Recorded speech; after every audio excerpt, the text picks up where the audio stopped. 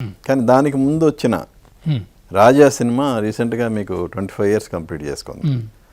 So ఆ cinema అనేది మీకు ఎలా సెట్ అయింది వెంకటేష్తో ఆర్బి చౌదరి కాంబినేషన్లో? అదే ఒకటి అంతకుముందు ఏమైందంటే రాజాకి ముందు ఒక 4 years బ్యాక్ ఒక కుర్రాడు మన ప్రేమంటే ఇదేరా చేశాడు దీన్ రాజు ఒక సబ్జెక్ట్ తీసుకొచ్చారు. తాజ్మహల్ సక్సెస్ అయిన తర్వాత వెంకటేష్ బాబు ఒకరోజు నన్ను పిలిచి సబ్జెక్ట్ రెడీ చేసుకో చేద్దామని అంటే ఈ దీన్ రాజు అనే అతని కథ నాకు బాగా నచ్చింది. ప్రేమించుకుందాంరా నచ్చిన తర్వాత బాబు నువ్వు ఒక స్టోరీ ఏదైనా రెడీ చేసుకోమన్నావు కదా, ఈ కుర్రాడు చెప్పిన కథ నాకు బాగా నచ్చింది. ఇప్పుడు అట్లీస్ట్ అప్పుడు చంద్రబోస్ని ఇంట్రడ్యూస్ చేసాము మనం, ఈ కుర్రాడు కూడా అంత టాలెంట్ ఉంది, ఒకసారి వింటావా బాబు అంటే ఓకే వింటానన్నాను. సరే పలానా రోజు రమ్మన్నాడు అతన్ని. తర్వాత నాకు కనిపించలే దీన్ రాజు. ఇంట్రడ్యూస్ చేశాను అన్నపూర్ణ స్టూడియోలో, కనిపించలే. ఏంటంటే అతనికి సినిమా స్టార్ట్ అయిపోతున్నట్టు కంప్లీట్గా ఒక కాన్ఫిడెన్స్ ఇచ్చారు. డైరెక్టర్గా జయంత్ పరాంజీని ఇంట్రడ్యూస్ చేశారు. దానికి కారణం ఏంటంటే జయంత్ అప్పటికే ఒక పిక్చరు 40% షూటింగ్ అయిపోయి నిలుపు చేశారు.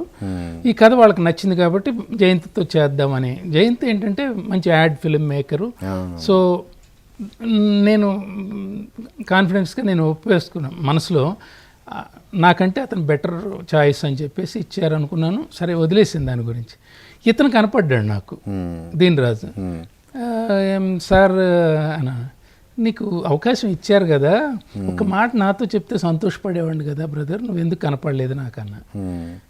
డైరెక్టర్ మీరు కాదు కదండి, అందుకని నేను ఫీల్ అయ్యాను దాని గురించి అని. నువ్వు ఎవరైనా సరే ఒక మంచి హీరో నీకు అవకాశం ఇచ్చినప్పుడు ఈ మాట చెప్తే సంతోషపడే వాళ్ళలో మొట్టమొదటి వాడిని నేను. ఎందుకంటే నాకు దాని మీద కోరికలు వ్యామోహాలు ఉండవు.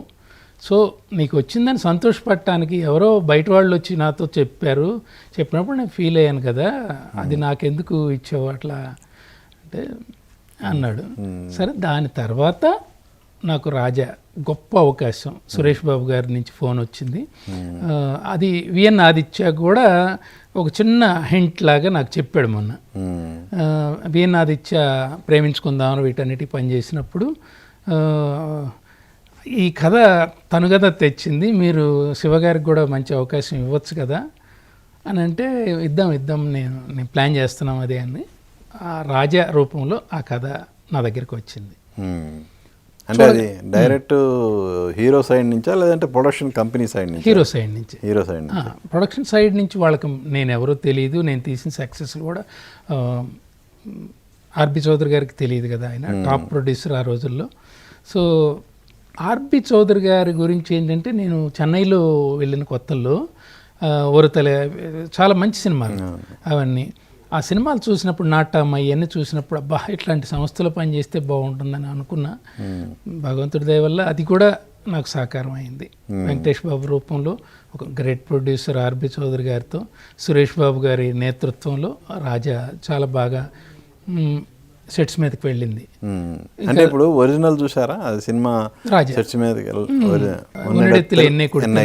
కార్తిక్ను స్నేహ రోజా చేశారు. పిక్చర్ బాగుంది. దాన్ని కొంచెం క్యాన్వాస్ గ్రాండ్ స్కేల్లో మార్చాలనే థాట్ వెంకటేష్ బాబుకి ఉంది, నాకు ఉంది.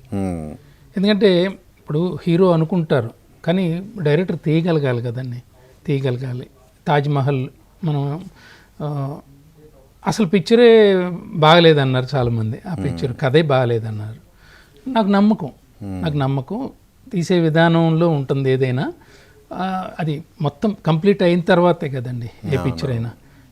ముందు యాక్చువల్గా ఈ సినిమా కూడా రాజాకు కూడా ముందు ఆఫర్ ముత్యాల సుబ్బయ్య గారి దగ్గరికి వెళ్ళిందని విన్నాను. నాకు ఏది తెలియదు సార్. అంటే రీసెంట్గా మా ఇంటర్వ్యూలోనే ముత్యాల సుబ్బయ్య గారు చెప్పారు. నేను చెప్పా కదా మీకు, నా ప్రయాణం నాతోనే ఉంటుంది, ఎవరితో ఉండదు, ఎవరి మీద ఆశలు ఉండవు. నాకు వచ్చిందే నేను చేసుకుంటూ వెళ్ళా. 15 సంవత్సరాలు ఏ ఒక్క కంపెనీకి నేను వెళ్ళి అడిగింది లేదు. వాళ్ళు వెల్కమ్ శివ మా ఆఫీసు రా అంటే తప్ప నేను ఎప్పుడూ వెళ్ళలా. ప్రామిస్గా చెప్తున్నాను. అంటే అదే టైంలో మాణిక్యంతో బిజీగా ఉండటం వల్ల నేను చేయలేకపోయాను అన్నారు. అది ఏది మనకి ఇప్పుడు రైతు ఎక్కడో పంట వేస్తాడు, ఆ పంటలో కొన్ని గింజలు మాత్రం ఒక బస్తాలో చేరతాయి, అది మనం తిన్నవాడిదే అది ప్రాప్తి. అందువల్ల అంతకుముందు ఎవరు వర్క్ చేశారనేది నాకు తెలియదు సార్. ఓకే, మీరు ఫిక్స్ అయిన తర్వాత ఆ సినిమాకి సంబంధించి మీరు చేసుకున్న మార్పులు చేర్పులు ఏంటి?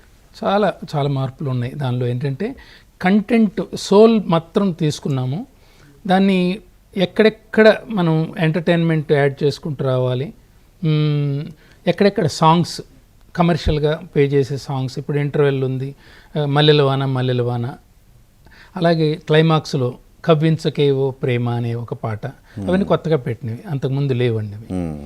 ఇక డ్రామా పరంగా కొంచెం క్లాసిక్ ఫీల్ గుడ్ మూవీ లాగా ప్రజెంట్ చేసాం. దానికి మెయిన్ నిర్మాతల సహకారం కూడా ఉందండి. సెట్స్ చాలా మంచి సెట్స్ యూటిలైజ్ చేసాం, బ్యాక్గ్రౌండ్స్, అలాగే యాక్టర్స్ మంచి తనికెల భరణి గారు, చంద్రమోహన్ గారు దాన్ని ఫ్లరిష్ చేశారు సినిమాని. సో అంత సెంటిమెంట్ అటాచ్మెంట్ అని. క్లైమాక్స్ యాస్టీజ్ ఉంచారు కదా తమిళ్లో ఉన్నది? ఉంది, ఉంది, బట్ అది మోర్ తమిళ్ కంటే చాలా బాగా వచ్చింది తెలుగులో, because Venkatesh Babu performance, Soundarya arrest అయిపోయారు. సౌందర్య ఫస్ట్ అండ్ చివరి ఆప్షన్ తనేనా, ముందు ఎవరు నన్ను అనుకున్నారు? నా దగ్గరకు వచ్చిన ఆప్షన్ సౌందర్యనండి, అంతకుముందు ఎవరున్నారో నాకు తెలియదు. నాకు సౌందర్య అనగానే అసలు ఈ పిక్చర్కి పర్ఫెక్ట్గా రక్తి కట్టించే అమ్మాయిగా నాకు నమ్మకం వచ్చింది.